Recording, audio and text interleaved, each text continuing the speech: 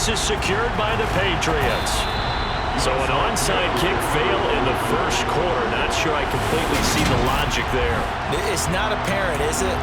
You almost have to go deeper, I think, and maybe if we try and work along with them and speculate a little bit here, they must feel like they need to steal possessions in this game, and maybe they don't match up possession for possession with the opposite team. They've got to steal it and try and gain an advantage, and they tried. They just didn't get it done.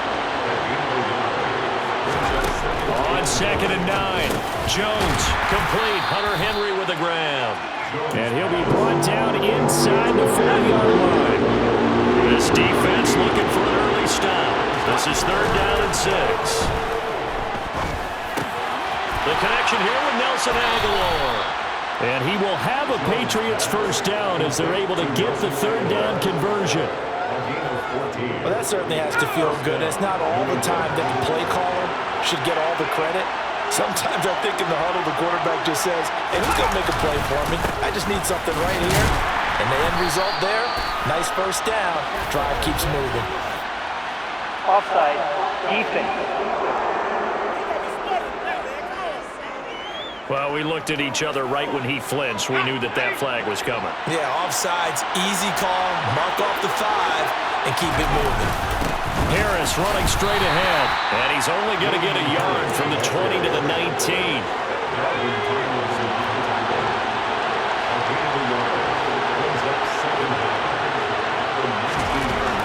On 2nd down and 4, Jones. That ball's caught. Aguilar right side. And they're going to be set up now with the ball at the 13-yard line.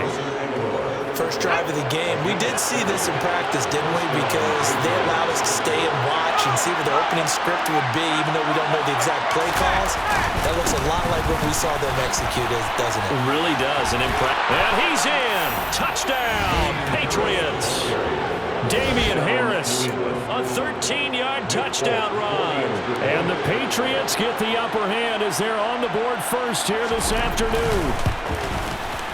Extra point up and good by Folk. And that makes the score 7-0. So the drive there took 6 plays. And it was Damian Harris who finished things off with a touchdown run. This fielded right at the goal line. And makes it across the 20 as his guys will set up shop at the 23-yard line. Minnesota's offense and QB Kirk Cousins set to go here.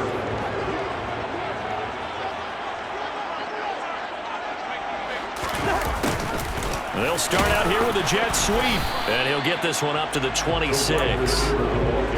Tackle made by Adrian Phillips. Throwing on 2nd and 8, Cousins. And that nearly an interception here on this opening drive, but he gets a reprieve. It's 3rd down. So the failure to connect on 2nd down, that leaves him staring up here at a 3rd and 8. That's complete to Justin Jefferson. And he has a big gain inside the 40 before being dropped. A big play that time on the catch and run. 36 yards. A very early momentum changer there. Actually a dream killer for the defense because they forced a 3rd down. Felt like they had a good chance to get off the field defensively, and then they got hit with that big play. So how about that for a chain mover? They're all the way down inside the 40 now for 1st and 10. The first carry now for Dalvin Cook. Flashed the stick skills, but didn't get a ton from it. Stopped short of the 35. The run only got a yard. Here's 2nd and 9. Now Cousins here on the bootleg. That's caught by the big tight end, T.J. Hockenson. And they'll work this down inside the 30. Heavy set out there on 3rd and 1. 3rd down. Here's a run by Cook. And he's able to pick up the first down here before he goes down at the 26. Just 4 yards on the pickup, but that's good enough to extend the drive. They run again on 1st down. Cook down to the 22-yard line. Not a whole out there. The defense was ready, it looked, for that run-pass option. You get the sense the next time he has that opportunity, he may keep it himself and get to the perimeter. Probably owes his back a little bit of an apology on that one. Now, meanwhile, here's a second down throw that's knocked away and incomplete. On third down, Cousins. They go with a shuffle pass, and it's complete. And he is going to lose yardage here. After one, 7-0 on EA. Second quarter now from Minnesota. It's the Vikings in possession of the football. Cousins to throw for it on fourth. Thrown across his body, and it's intercepted. Devin McCourty picks it off. And the Patriots are going to get the ball back on the turnover as they hold on fourth down. The Pats at the line ready to go. They'll be looking to duplicate that first drive, the one that got them that 7-0 lead. Of course they would. Look, they're on the road. So getting the 7-0 lead was huge for them, right? Imagine getting up 2 touchdowns on the road, taking the crowd out of the game. It'd be ideal. On 2nd and 12, Jones. And his throw's going to be incomplete. Oh, man, that was close. The opportunity to change momentum. Big play, right in his hands. Unable to come down with it. A sigh of relief, no doubt, on offense if that fell harmlessly to the ground. Steps away to it, and this turns into disaster. He's not going to get forward progress. That'll be a safety. Every team has plays in their book to try and buy some room when a safety's on the table. But a big variable is how does each team deal with the pressure of executing in those situations. In this case, they didn't, and they gave up 2 points. The Vikings taking the field here for their second drive of the game.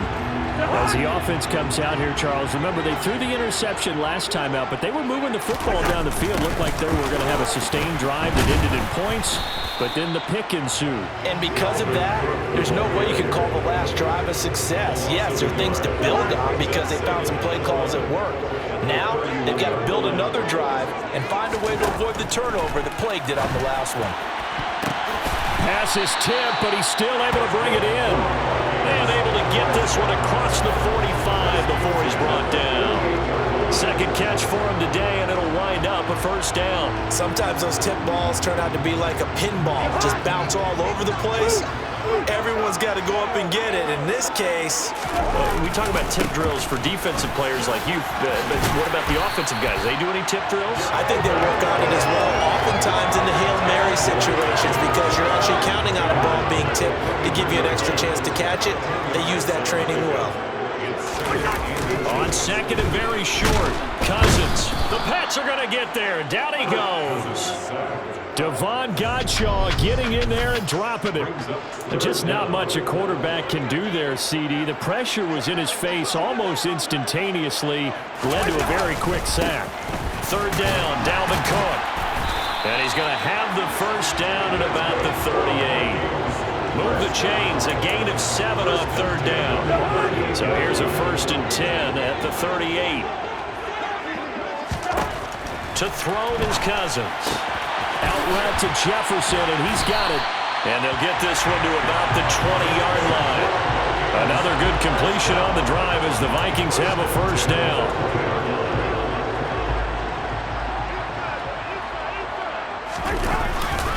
Cousins gives way to Cook. And he'll get him inside the 15 down to the 14-yard line. He'll get a nice chunk there on the first down run, and it's 2nd and 4. 2 minutes remaining in this first half of football.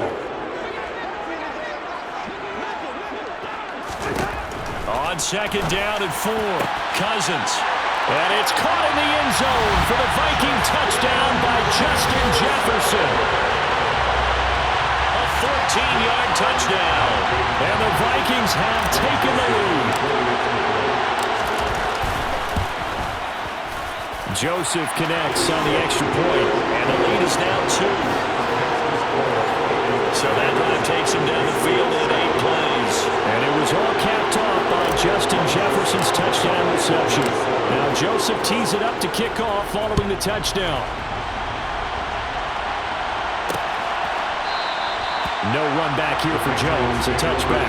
New England trying to get a place on offense. And the last time they had the football, they surrendered 2 points on the safety. I don't want to do that one again. No, not at all. It's almost like a bases clearing double, isn't it? Give up a couple of runs. Sure. just messes things up for you offensively. But now they've got to go ahead, take it, set it aside, and move forward. To throw once more on 2nd and 10. Jones, his throw incomplete. Feels like they're getting caught in between here because they didn't completions on 1st and 2nd down. Now you got to worry a little bit about the clock because you prefer not to give them another shot here in the first half. If you don't pick up the first down, guess what? You're likely going to have to. Just a 1-yard gain on the play, and that'll be the call to the punt team as it's 4th down. Jake Bailey on now to punt here on 4th down. And this returnable for Rager.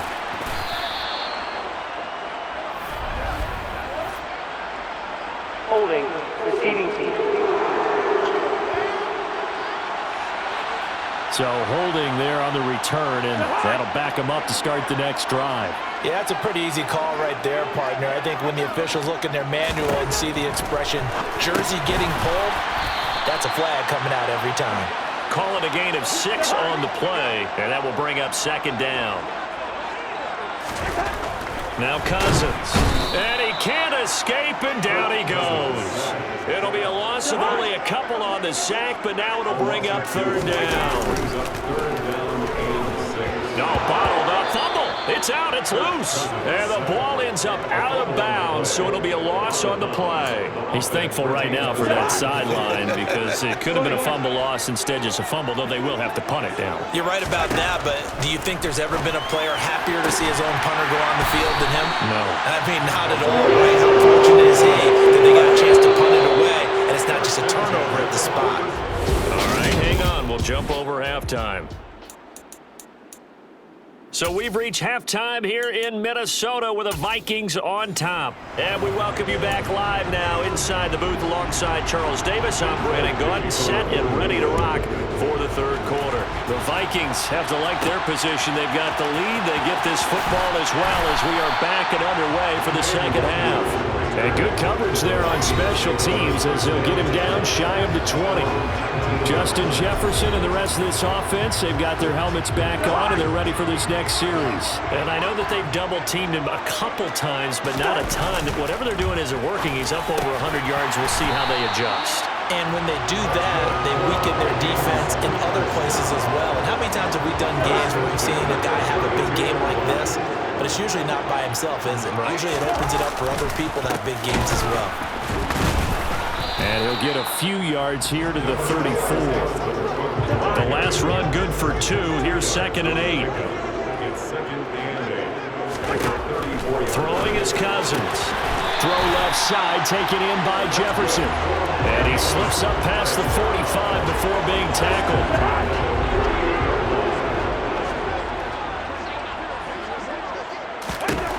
On 1st and 10, Cousins. And this one right back into the hands of Jefferson. And he'll be brought down on the other side of midfield at the 43. Everyone has their strengths, able to move to their right or their left, being able to throw the football. So that means you've got to work on both because you never know which way you're going to get flushed by pressure. In this situation, able to escape to his left and makes it accurate throw. 42 yards on the ground for him now on 9 carries. Following the good run by Cook, here's another 1st and 10. Cousins to throw it. Complete. Jefferson the target. And he's going to get 7 out of this before being taken down at the 27. Play action now. Cousins. And he's got this to Jefferson. And finally, down he goes as they work it inside the 10 to the 7. Back-to-back receptions for him, and it's another 1st down. Now Cousins. And just shy of the goal line as he's out of bounds right at the 1. 2nd and goal from the 1. Cousins. Touchdown, Vikings! Dalvin